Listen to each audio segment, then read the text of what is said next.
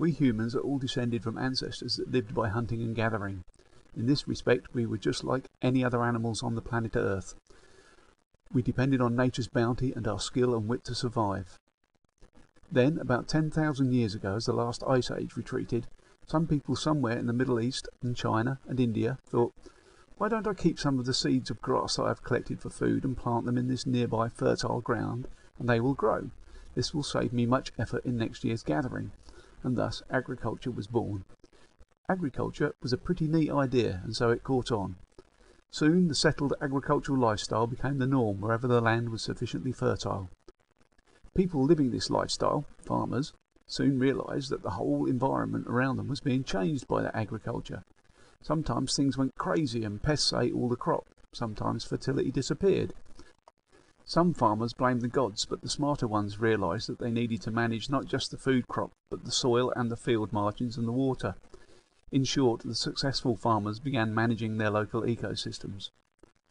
In the course of the last few hundred years, agriculture has become more scientific and stunningly efficient.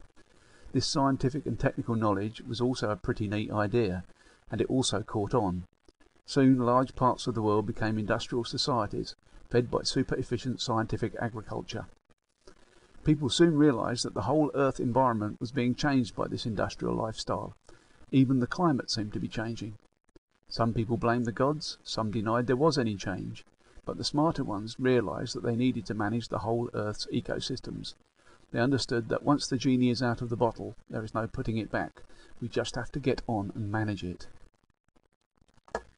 Just as our ancestors grappled with the pest and plague and soil fertility problems and by and large succeeded in agriculture to allow our children to live and thrive and our population to reach today's 6 billion or so, we must grapple with the climate and fertility of the whole Earth. We need to successfully manage the Earth as well as the best managed farms, preserve fertility, improve fecundity not just in agriculture but more importantly in ideas. The present doom-laden prospects handed to us by the media and the environmental movement is an entirely valid possible future. However, it's not going to be like that. Some people are smart and come up with pretty neat ideas. Pretty neat ideas catch on.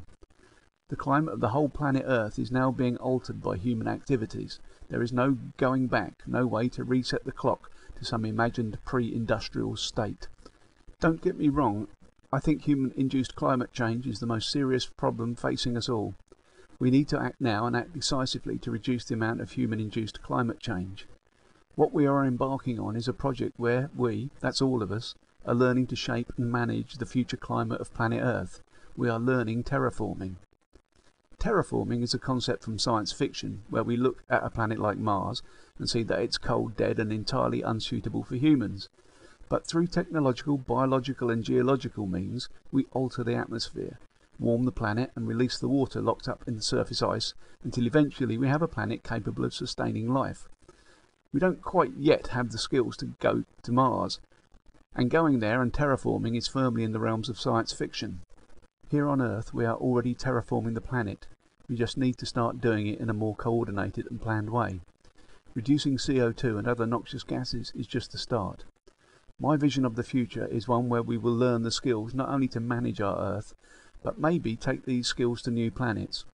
Global warming is potentially a big problem for humankind, but it is also a huge opportunity where global problems will require global solutions and an end to petty nationalism and tribal ways of thinking. By the time we have learned to successfully manage the global climate, we'll be ready to start terraforming Mars.